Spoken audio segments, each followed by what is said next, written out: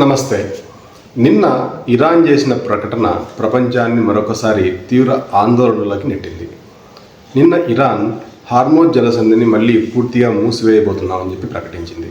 ఇది ప్రపంచాన్ని తీవ్ర ఆందోళనకి గురి చేసింది. అయితే ఇంత మునిపే మనం అనుకున్నట్లుగా ప్రపంచ ఆర్థిక వ్యవస్థలో హార్మోజ్ జలసంధి అనేది ఒక ఆయిల్ లైఫ్ లైన్ లాంటిది.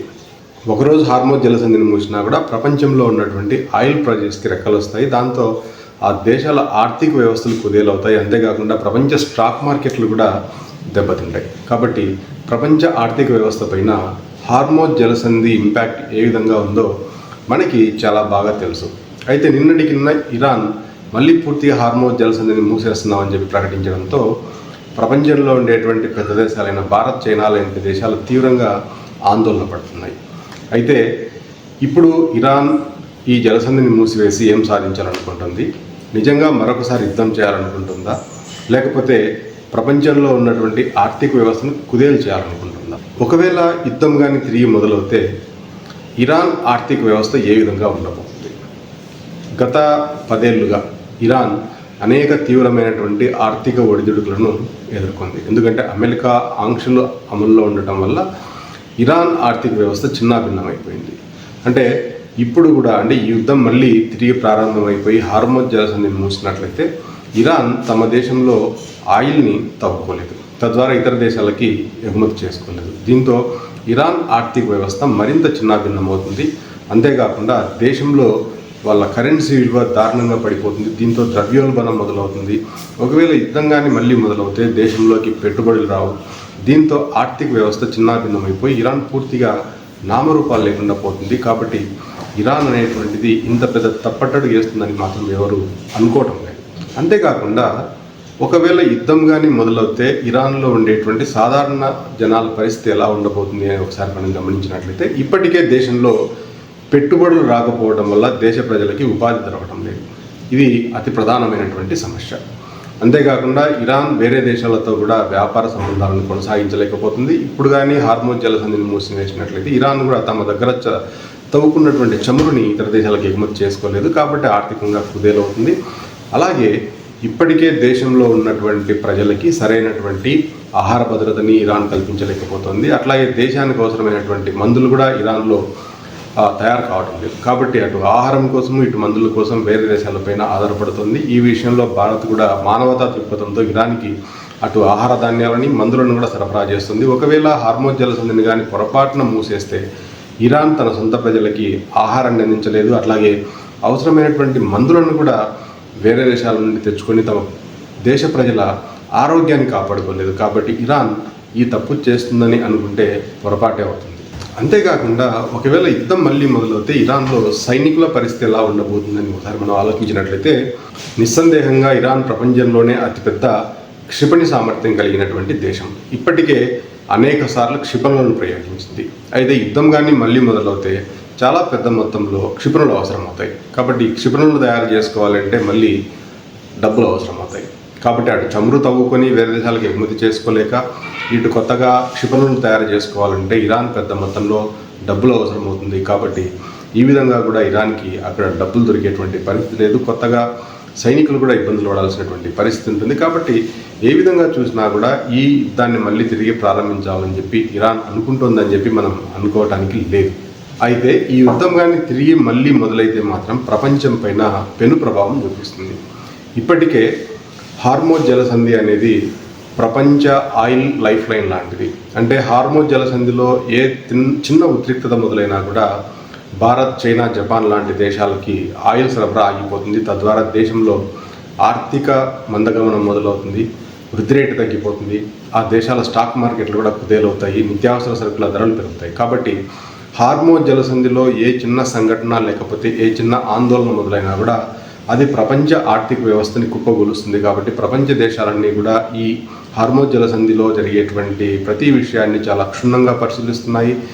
అటు ఇరాన్ని ఇటు అమెరికాని కూడా చాలా కూలంకుషంగా ఇవి దగ్గర నుండి గమనిస్తున్నాయి. మరి ఇప్పుడు ఇరాన్ ఎందుకు ఈ టర్న్ తీసుకుంటున్నట్టు అంటే ఇందాక చెప్పినట్లు ఏ విధంగా చూసినా కూడా యుద్ధం మొదలైతే మాత్రం నాశనం అయ్యేది ఇరాన్.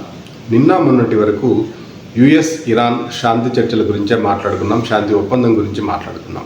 అయితే ఒక్కసారిగా ఎందుకు ఇప్పుడు ఇరాన్ ఈ విధమైనటువంటి పరస్పర విరుద్ధమైనటువంటి ఒక స్టేట్మెంట్ ఇచ్చింది, ఏం ఆశించి ఇరాన్ ఈ స్టేట్మెంట్ ఇచ్చింది అనేటువంటి విషయాన్ని మనం పరిశీలించినట్లయితే ఇక్కడ ఇరాన్ ఒకే దెబ్బతో తనకు కావాల్సినటువంటి 2 లక్ష్యాలను సాధించుకోవాలని కోరుకుంటుంది. ఒకటి, తమ జాతీయ భద్రతని కాపాడుకోవటం. తమ జాతీయ భద్రత చాలా ముఖ్యమైనది. ఎందుకంటే ఇప్పటికే పౌరులకి అంటే దేశంలోకి పెట్టుబడులు తెచ్చుకోవటము, ప్రజలకి ఆహార భద్రతని, అట్లాగే ప్రజలకి ఇంధన భద్రతని, అట్లాగే ప్రజలకు కావాల్సినటువంటి ఉద్యోగ భద్రతని కల్పించడం అనేటువంటిది ఇక్కడ ముఖ్యమైనటువంటి విషయం. ఇక్కడ ఇరాన్ ఈ హార్మోజ్ జలసంధిని అడ్డం పెట్టుకునేసి దేశంలోకి అటు అమెరికా కావచ్చు, ఇతర దేశాలు కావచ్చు పెద్ద మొత్తంలో పెట్టుబడులు పెట్టాలి, లేకపోతే యుద్ధం వల్ల కలిగినటువంటి నష్టాలలో ఎక్కువ మొత్తాన్ని వాళ్ళు చెల్లించాలి అని చెప్పేటువంటి విషయాల్లో పట్టుబట్టేటువంటి అవకాశం ఉంటుంది. కాబట్టి ఇరాన్ దీన్ని సాధించుకోవడానికే ఈ డ్రామా ఆడుతుందేమో అని అనిపిస్తోంది. అంతేకాకుండా మరొక ముఖ్యమైనటువంటి విషయం ఏంటంటే ఇరాన్ ఇప్పటికీ తమకు కావాల్సినటువంటి పెట్టుబడులను, అట్లాగే తమకు కావాల్సినటువంటి వ్యాపారాలని, అట్లాగే బ్యాంకులలో ఇరాన్కి సంబంధించినటువంటి ఆస్తులను విడిపించుకోవడానికి కూడా ఈ డ్రామా ఆడుతుందేమో అని చెప్పి బలంగా అనిపిస్తుంది. అంతేకాకుండా ఇక్కడ ఇరాన్ ఇంకా ఏం ఆలోచిస్తుందంటే ఇప్పుడు హార్మోజ్ జలసంధి విషయంలోనూ, అటు ఇరాన్ పైన యుద్ధం విషయంలోనూ అమెరికా ఒక అడుగు వెనక్కి తగ్గింది. ఈ సమయంలోనే మరిన్ని మెలికలు పెట్టి ఇరాన్ని పూర్తిగా మోకాళ్ళ మీద కూర్చోబెట్టాలి అని చెప్పి, అమెరికాని మోకాళ్ళ మీద కూర్చోబెట్టాలి అని చెప్పి ఇరాన్ అనుకుంటుంది. అయితే ఈ విధంగా ఆలోచించడం మాత్రం పెద్ద తప్పు అని చెప్పి మనం అనుకోవాల్సి ఉంటుంది. ఎందుకంటే అమెరికా కేవలం తాత్కాలికంగా మాత్రమే వెనక్కి తగ్గింది. ఒకవేళ ఇరాన్ మరింత మొండిగా వ్యవహరిస్తే మాత్రం ఇరాన్ పూర్తిగా ప్రపంచ పటంలో కనిపించకుండా పోయేటువంటి ప్రమాదం కూడా ఉంది. ఎందుకంటే ఒకవేళ ట్రంప్ లాంటోడు మళ్ళీ యుద్ధంలోకి దిగి ఇరాన్ని పూర్తిగా నాశనం చేయాలి అని అనుకుంటే మాత్రం ఇరాన్ పూర్తిగా నాశనం అవ్వాల్సి ఉంటుంది. ఇరాన్ ప్రజల భవితవ్యం కూడా తీవ్ర ఆందోళనలో ఉంటుంది. కాబట్టి ఇరాన్ ఇక్కడ ఆచితూచి అడుగు వేయాల్సి ఉంటుంది. కాబట్టి ఇరాన్ తొందరపాటు చర్యలకు దిగినట్లయితే ఇరాన్ పెద్ద మొత్తంలో భారీ మూల్యాన్ని చెల్లించుకోవాల్సి ఉంటుంది. కాబట్టి ఇక్కడ ఇరాన్ తనకు కావాల్సినటువంటి దాన్ని చర్చల ద్వారా సాధించుకోవాల్సి ఉంటుంది. కానీ అనవసరంగా యుద్ధంలో దిగితే మాత్రం ఇరాన్ పెద్ద మొత్తంలో తమ దేశాన్ని ఫలంగా పెట్టాల్సి ఉంటుంది. అయితే ఇరాన్ నిజంగా యుద్ధంలోకి వెళ్ళాలనుకుంటుందా అని మనం ఒకసారి ఆలోచించినట్లయితే ఇరాన్కి నిజంగా యుద్ధం చేసేటువంటి ఆలోచన లేదు. కాకపోతే ఈ హార్మోజ్ జలసంధిని అడ్డం పెట్టుకొని ఇరాన్ తమకు కావాల్సిన దాన్ని సాధించాలనుకుంటుంది. ఇదే ఇక్కడ ముఖ్యమైనటువంటి విషయం.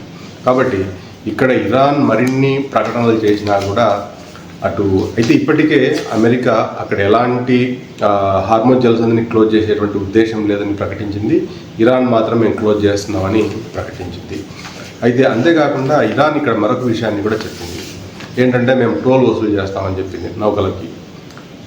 అటు అమెరికా మాత్రం ఎలాంటి టోల్ ఉండదని చెప్పింది. కాబట్టి ఇక్కడ ఇరాన్కి అమెరికాకి కొన్ని ఇంకా సైద్ధాంతిక సిద్ధాంతాలలో తేడా ఉంది. కాబట్టి వీటిని చర్చల ద్వారా పరిష్కరించుకుంటే బాగుంటుంది. కానీ హార్మోజ్ జలసంధిని అడ్డం పెట్టుకునేసి అమెరికాని మోకాళ్ళ మీద కూర్చోబెట్టాలనుకోవడం మాత్రం మూర్ఖత్వం అవుతుంది. ఒకవేళ ఇరాన్ మరొకసారి యుద్ధంలోకి దిగి ఏదో సాధించాలనుకుంటే ఈసారి ప్రపంచంలో ఉన్నటువంటి మరిన్ని దేశాలు కూడా ఇరాన్ పైన తీవ్రమైన ఒత్తిడి తీసుకొని వస్తాయి. దాంతో ఇరాన్కి పూర్తిగా చేతులు కట్టేసినట్లు అవుతుంది. అంటే ఇప్పటికీ చైనా, అటు భారత్ లాంటి దేశాలు ఇరాన్ని దూరం పెట్టకుండా ఇరాన్కి మానవతా దృక్పథంతో సహాయం చేస్తున్నాయి. చైనా అటు యుద్ధానికి సంబంధించినటువంటి సామాగ్రిని సరఫరా చేస్తుంది. భారతదేశం అటు ఆహార ధాన్యాలతో పాటు మందులను కూడా సరఫరా చేస్తుంది. ఒకవేళ యుద్ధం కానీ తిరిగి మొదలవుతే అటు చైనా కూడా పూర్తిగా వీళ్ళకి సైనిక పరంగా సహాయాన్ని అందించలేదు. భారత్ కూడా ఎక్కువ రోజులు ఇరాన్కి ఇటు మందులు కానీ లేకపోతే ఆహార ధాన్యాలను కానీ సరఫరా చేసేటువంటి పరిస్థితి ఉండదు. కాబట్టి ఈ విషయాలు ఇరాన్కి స్పష్టంగా తెలుసు. కాబట్టి ఇరాన్ కూడా యుద్ధాన్ని చేయాలనుకోవట్లేదు. కానీ హార్మోజ్ని బూచిగా చూపించి అమెరికాని తమ ద్వారికి తెచ్చుకొని తమ జాతీయ భద్రతను, అట్లాగే తమ దేశంలోకి వచ్చేటువంటి పెట్టుబడులను, తమ దేశ ఆర్థిక వ్యవస్థని పునర్నిర్మించుకునేలాగా ఒక ఆలోచన చేస్తుందని మాత్రమే మనకి స్పష్టంగా అర్థమవుతుంది. అయితే ఇరాన్ నిజంగానే యుద్ధం చేయాలనుకుంటుందా, లేకపోతే ఇరాన్ వైఖరి ఎలా ఉండబోతుంది, మరి మీరేమనుకుంటున్నారో ఈ విషయాలపైన కామెంట్స్ రూపంలో తెలియజేయండి. ఈ వీడియో మీకు నచ్చినట్లయితే లైక్ చేయండి, షేర్ చేయండి, సబ్స్క్రైబ్ చేయండి.